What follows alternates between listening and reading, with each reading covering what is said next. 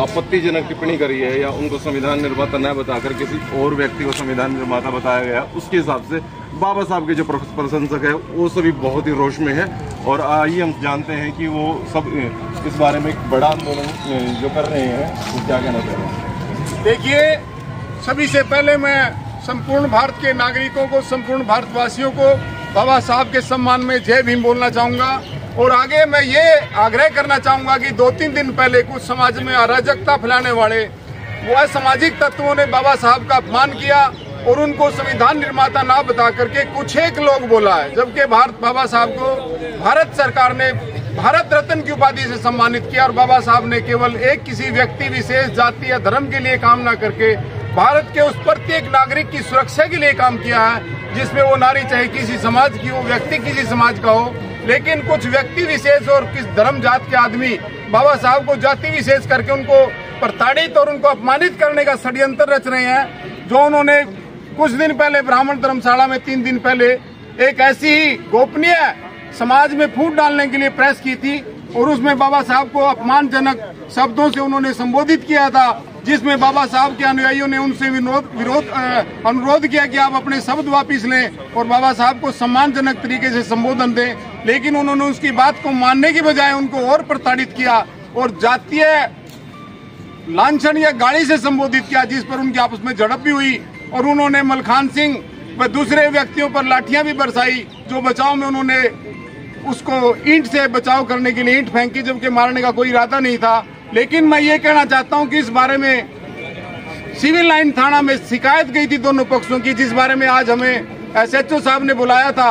भारी संख्या में हमारा समाज आपके सामने भी है और जो टाइम से आए थे वो चले भी गए हैं, हम आए हैं। लेकिन दूसरा पक्ष जो अराजकता फैला रहा था, उन्होंने आज ये कहा कि हमारे किसी रिश्तेदार या निजी की कहीं कोई कैजुअलिटी हुई है, तो अब सोमवार का समय रखा गया है। अम्बेडकर के मानने वाले, अम्बेडकर को सम्मान देने वाले और भारत की राष्ट्रीय एकता व अखंडता को बनाए रखने वाले आज भी थाने में हाजिर है और सोमवार को भी होंगे।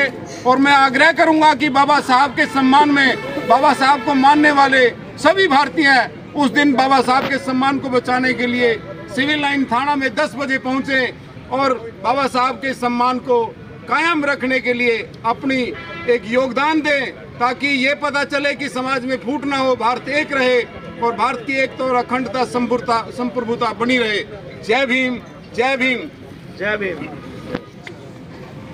इतना जोर लगा कर आ सकते हो, ये जरूरी नहीं कि वो सोमवार को भी आएगा, वो हो सकता है बुधवार का टाइम ले ले, लेकिन हमारी सोमवार की संख्या ये चता देगी कि हरियाणा में दोबारा कोई हिम्मत नहीं करेगा।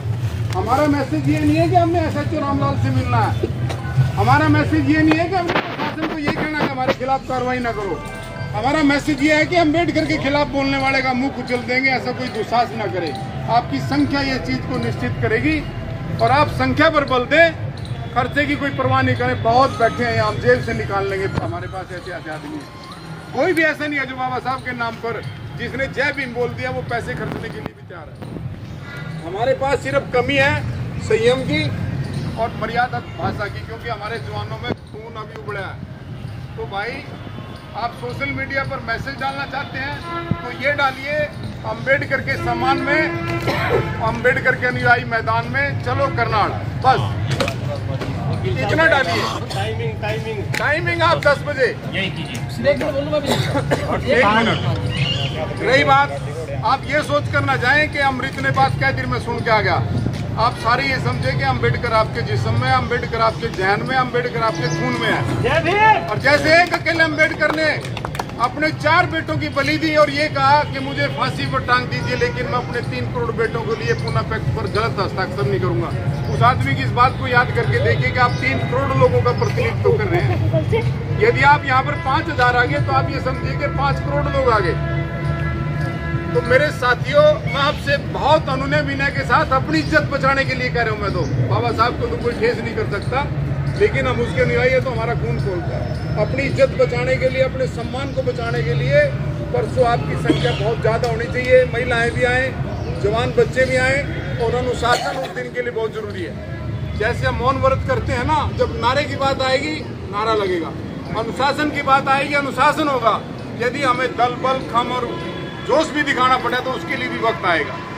बाबा साहब कहते हैं कि मैं प्रथम और अंततः भारतीय हूँ, लेकिन मैं उन लोगों से नहीं लड़ूंगा जो मूर्ख हैं। कोई मेरे बराबर का प्रतिभाशाली मेरे से आकर बात करे तो मैं उसको मुंह तोड़ जवाब दूंगा। और आप पढ़ते भी हैं, शंकराचार्य ने भी बाबा साहब से संवाद किया, हार गया।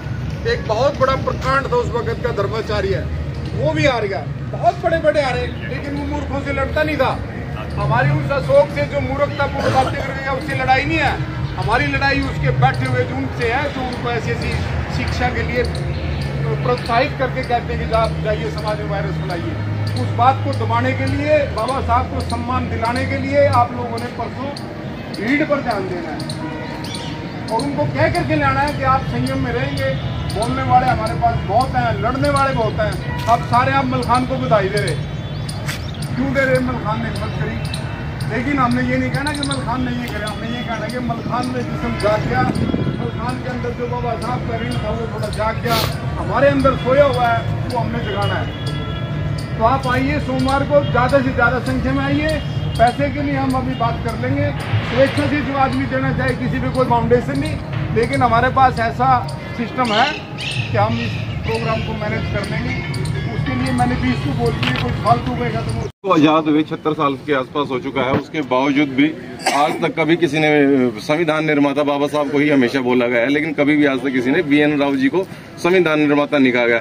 क्या हमें आप सबको नहीं लगता कि संविधान निर्माता BN राव को बताकर इस समाज को तोड़ने का एक नया षड्यंत्र शुरू किया गया है?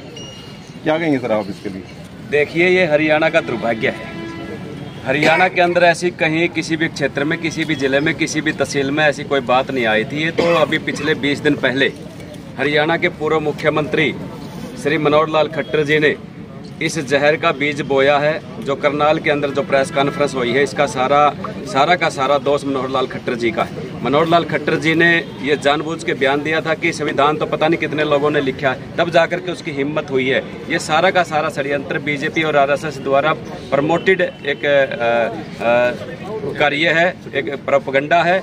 हम इसको ये नहीं मान के चल सकते कि एक व्यक्ति द्वारा प्रेस कॉन्फ्रेंस करके इसको ऐसे ही कह दिया गया। इसके पीछे पूरा षड्यंत्र है, बीजेपी का षड्यंत्र है।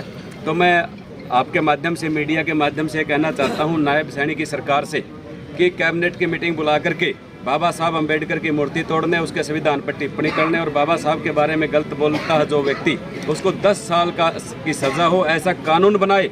और ज़्यादा से ज़्यादा कहीं भी कोई ऐसी चीज़ें होती हैं उस पर जल्दी संज्ञान ले। और ये जो करनाल की धरती पे आंदोलन अभी चला है, मैं इस आंदोलन में पूर्ण समर्थन करता हूं और पूरे हरियाणा के युवाओं से कॉल करता हूं कि सोमवार को ज़्यादा से ज़्यादा लोग यहां पर पहुंचे।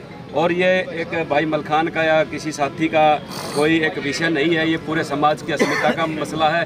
बाबा साहब अम्बेडकर को मानने वाले किसी भी जाति और धर्म के लोग हो सकते हैं, क्योंकि बाबा साहब अम्बेडकर ने महिलाओं के लिए काम किया, किसानों के लिए काम किया, बाबा साहब अम्बेडकर ने मजदूर के लिए काम किया, कर्मचारियों के लिए काम किया। उन सभी से मेरा अनुरोध है कि ज़्यादा से ज़्यादा संख्या में बाबा साहब के सम्मान में करनाल पहुँचे और बाबा साहब के सम्मान को बचाने के लिए अपना जरूर इसमें भागीदारी दे। जय भीम।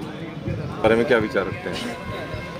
जी, आज परम पूज्य बाबा साहब भीमराव अम्बेडकर जी के मान सम्मान को ठेस पहुंचाने का जो प्रयास एक विशेष वर्ग के व्यक्ति ने किया है, उसको लेकर के समाज के प्रबुद्ध साथी यहाँ पर इकट्ठा हैं और सोमवार को हम सब लोग इकट्ठा होकर के फिर जिसने कुकृत्य किया है उसका डटकर जो है कि मुकाबला करने का काम करेंगे। जय भीम।